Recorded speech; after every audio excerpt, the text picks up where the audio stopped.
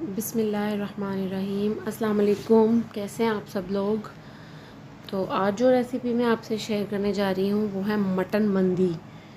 इसको कई लोग मंदी बोलते हैं, कई लोग गोश्त चावल बोलते हैं, मतलब सऊदी डिश है ये।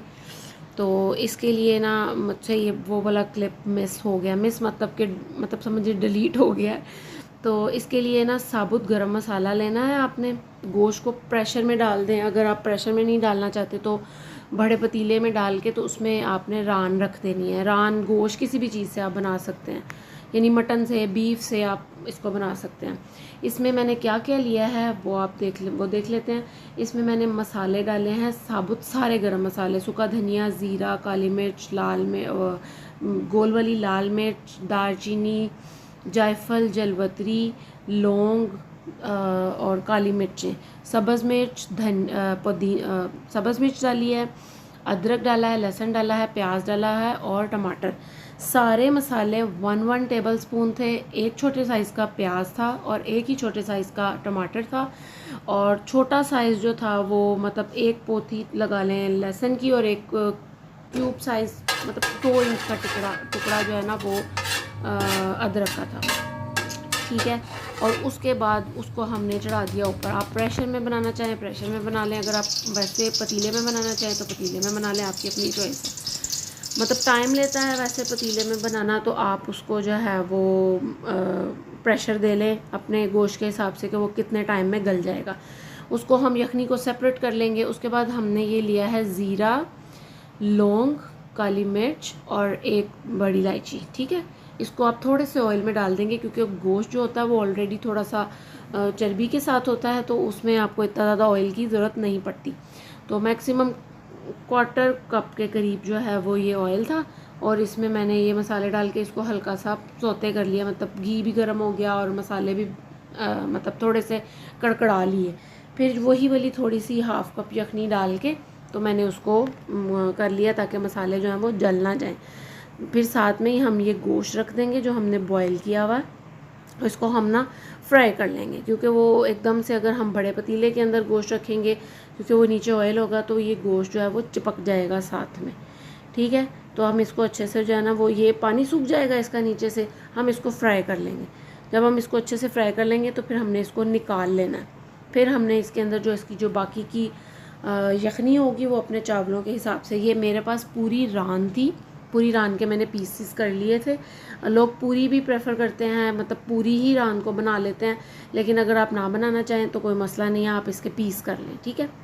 उसके बाद जो है वो मैंने निकाल ली। निकालने के बाद मैंने इसके अंदर जितने मेरे पास चावल थे, मैंने 4 गिलास चावल बनाए थे, 4 गिलास चावल के हिसाब से मैंने इसके अंदर जो है वो यखनी डाल देनी है जो उस मंदी की मतलब मटन की निकली थी। तो इसके बाद इसको करके हमने इसको अच्छे से जो है वो बॉयल कर लेना है। जब इसके अंदर अच्छा जोश आ जाएगा तो फिर हम इसके अंदर इसके बाकी मसाला जात डालेंगे।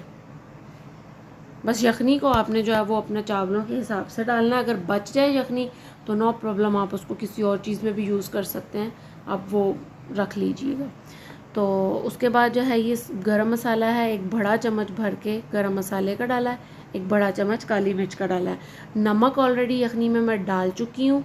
नमक जो है वो आपने देख के डालना है कि मतलब अगर आपको कम लगे तो आप दोबारा से डाल लीजिए, अगर नहीं तो कोई मसला नहीं है। अगर ठीक होगा तो ठीक है, क्योंकि यखनी में तकरीबन मेरा पूरा ही था नमक, तो फिर मैंने इस चीज़ में नहीं डाला, अभी तक नहीं डाला। चावल डालूंगी तो फिर हो सकता है मे बी चावल के साथ जब वो होता है तो हो सकता है कि उसमें नमक कम हो जाए। उसके बाद हमें इसी को ढक के इसको पका लेना। ये मैंने थोड़ा सा इसमें जो है ना वो चिकन पाउडर डाला था, नमक नहीं डाला था, बिल्कुल 1/2 टेबल स्पून के करीब जो है वो चिकन पाउडर था। अब आप लोग कहेंगे कि मंदी के साथ चिकन का क्या टेस्ट है, आप इसको मतलब गोश्त के साथ चिकन वाले का उसका क्या टेस्ट है, ट्राई करके देखिएगा कि इसका टेस्ट कितना डिफरेंट आता है। उसके बाद ये मेरे जो 4 गिलास चावल थे वो मैंने उस यखनी के अंदर डाल दिए। एक दफ़ा चम्मच हिला के चावलों को हम कवर कर देंगे, इसमें डाल के चावल इनको एक दफ़ा से मतलब सेटल करके, तो फिर हम इसके ऊपर जो है वो कवर दे देंगे।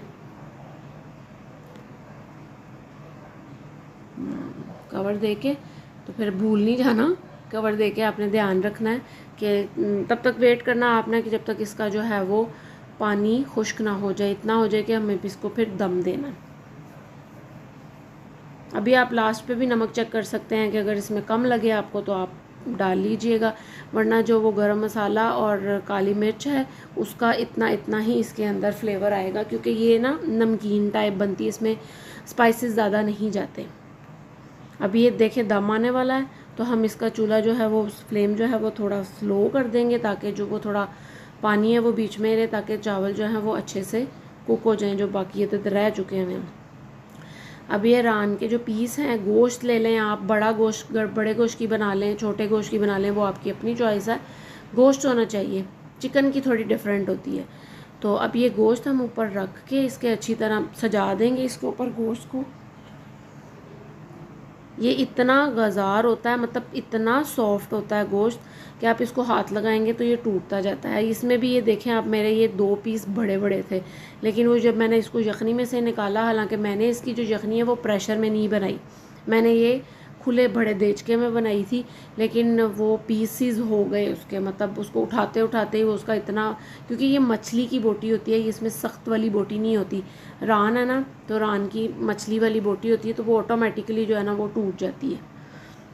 अब ये हमने इसके ऊपर रख दी है। रखने के बाद अब हम ये जो मेवे थे वो डालने हैं, आपने इसके ऊपर मेवे मस्ट डालने हैं।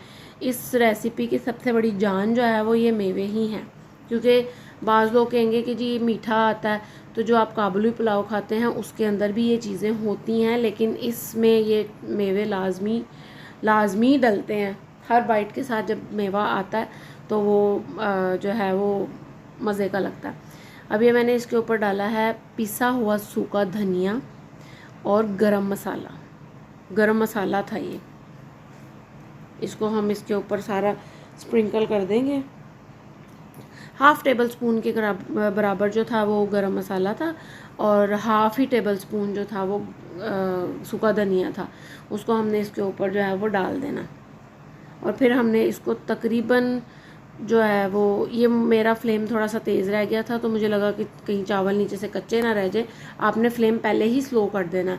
तो मैंने इसके ऊपर से थोड़ा सा पानी डाल दिया था, ताकि मेरे चावल जो हैं वो अच्छे से मतलब कुक हो जाएं। और इसको आपने मैक्सिमम 25 मिनट्स तक दम पे रखना है, ठीक है। बाज़ लोग जो हैं वो कपड़ा रख के दम रखते हैं, आपकी अपनी चॉइस है, जैसे आप इसको दम देते हैं वैसे दे लीजिएगा, मैं ऐसे ही देती हूँ। उसके बाद इसके साथ प्याज भी मस्ट जाते हैं, और ये चटनी टमाटरों की चटनी है। अगर आपको इसकी रेसिपी चाहिए तो आप मुझे ज़रूर बताइएगा, मैं आपको उसकी रेसिपी दूंगी। और ये इसके साथ चटनी, ये चावल और प्याज, इनका कॉम्बिनेशन वर्थ इट है। आप इसको ज़रूर ट्राई करें, एक दफ़ा तो इस रेसिपी के साथ इसको बना के देखें, आपको मज़ा आ जाएगा। तो अब आपने ये रेसिपी ज़रूर ट्राई करनी है और मुझे बताना है कि आपको कैसी लगी। और अगर आपको ये चटनी की रेसिपी चाहिए तो वो भी आप मुझे कमेंट बॉक्स में बताएं कि आपको इसकी रेसिपी चाहिए, तो वो मैं आपको दूंगी। और आप एक दफ़ा इसको ज़रूर ट्राई कीजिएगा, ये मेरी रिकमेंडेशन है। आप ये मत कीजिएगा कि मैंने बनाई है, लेकिन आप इस रेसिपी के साथ एक दफ़ा बना के देखें, आपके बच्चे बड़े सब बहुत शौक़ से खाएंगे। इसका गोश्त भी बहुत गला होता है और सारा बहुत टेस्टी होती है। और वीडियो को लाइक करें, अपने फैमिली फ्रेंड्स के साथ शेयर करें, और अगर आपको ये वीडियो अच्छी लगी है तो मुझे कमेंट्स बॉक्स में ज़रूर बताएं। चलती हूँ।